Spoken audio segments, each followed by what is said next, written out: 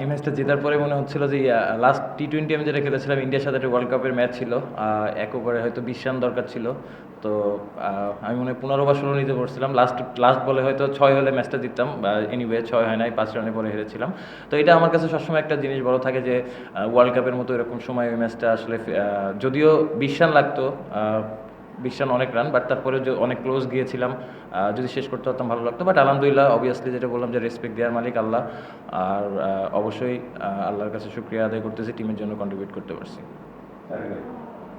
শেষ ওভারে ২৬ রান, আপনি শুরুতে ভেবেছিলেন যে না, যখন আগের ওভারে যখন নেমেছি, খুশদিল ২টা ৬ মারলো, তখন ও বলতেছিল যে এই ম্যাচ জেতা সম্ভব। ইভেনচুয়ালি রাব্বি যখন আসলো, লাস্ট ওভারে ২৬ রান লাগবে, রাব্বি ভাইয়ের সাথে কথা বলতেছিলাম কমিউনিকেশনটা। তো তখন রাব্বি ভাই বলতেছে যে তুমিই খেলো ৬টা বল, তুমি যদি আমার কাছে মনে হয় যে ইনশাল্লাহ ভালো শেপে থাকলে মারতে পারলে হয়ে যাবে। তো তখনই আসলে ওই জিনিসটা আমাদের কমিউনিকেশনের মাধ্যমে হয়েছে। তারপর যখন ফার্স্ট বল ৬ হয়েছে, তখন আস্তে আস্তে ওই বিলিভটা আরও বেড়েছে যে ইনশাল্লাহ সম্ভব।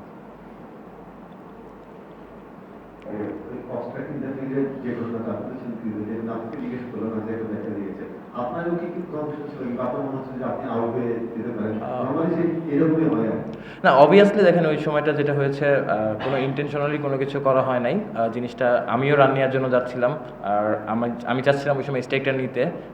তো অবভিয়াসলি যেহেতু আমার সামনে এসেছে এবং আম্পায়ার যেটা বলেছে যে যার ক্যাচ হয়তো সে আউট, মানে সে আউট হবে। যদি বলটা মাটিতে থাকতো হয়তো মানে জিনিসটা অন্যরকম থাকতো। এয়ারে ছিল যেহেতু ক্যাচের অপশন ছিল এতে। বাট আমার কাছে মনে হয় যে আমি আমার ওয়ে চেঞ্জ করি না, আমি যে ওয়েতে ছিলাম, ওয়াইড ছিলাম, ওই ওয়েতেই আমি সোজা গিয়েছি ১ রানের জন্য।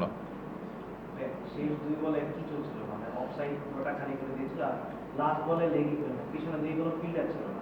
যখন ১ বলে ২ রান লাগতো তখন দুই নেওয়ার পরিকল্পনা ছিল নাকি বড় শট খেলারই পরিকল্পনা ছিল? না, বড় শটের পরিকল্পনা ছিল যে অবশ্যই আল্লাহর উপর বিশ্বাস রেখে যেটা হবে যে আমি ওইটাই চাচ্ছিলাম যে ১-২ ওরকম কিছু না, যাতে যদি আমার জোনে পাই তাহলে ওভার বাউন্ডারি মারবো বা বাউন্ডারি হোক, এই অপশানেই যাচ্ছিলাম। ম্যাচের শেষে একটা ঘটনা, একটু উত্তেজনা দেখলাম, এটা যদি বলতেন কি?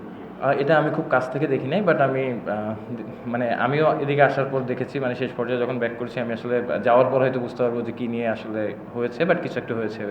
আমিও এটা দেখেছি, বাট আমি ছিলাম না এখানে।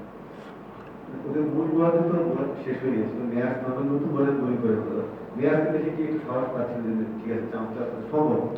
না দেখেন, বলার যেই থাকুক, অবভিয়াসলি তাদের বোলিং এটা খুবই ভালো এবং 26 রান ছিল অনেক রানই। বাট যেটা বললাম যে রাব্বি ভাইয়ের সাথে যখন কমিউনিকেশনটা করতেছিলাম তখনই আসলে এই বিশ্বাসটা হয়েছে এবং অবভিয়াসলি আলহামদুলিল্লাহ, থ্যাঙ্কস টু আল্লাহ যে এরকম জিনিস একটা করতে পেরেছি ম্যাচের জন্য।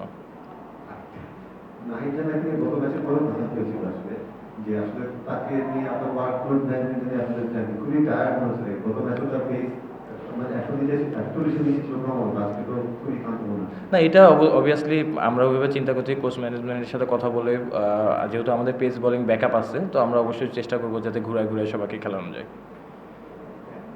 লাইফে তো অনেক ইনিংসই আছে, এই ইনিংসটা মানে এই ছোট ইনিংসটা কি আপনি লাইফের সেরা ইনিংস হিসেবে রাখেন?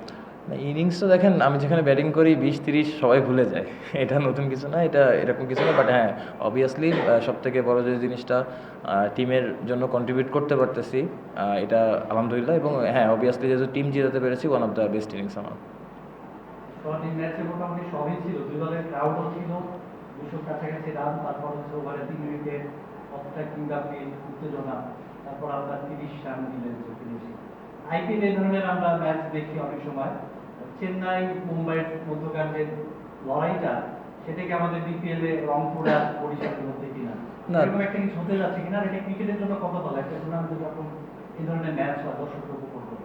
না, অবভিয়াসলি দেখেন রংপুর এবং বরিশাল, ওদের যে ক্রাউড আছে, অবভিয়াসলি তাদের ক্রিকেটের প্রতি ইমোশন অনেক। আমি জানি যে হয়তো বরিশাল থেকে অনেকে এই খেলা দেখার জন্য এসেছে, at the same time Rangpur থেকে অনেকে ট্রাভেল করে এসেছে এই খেলা দেখার জন্য।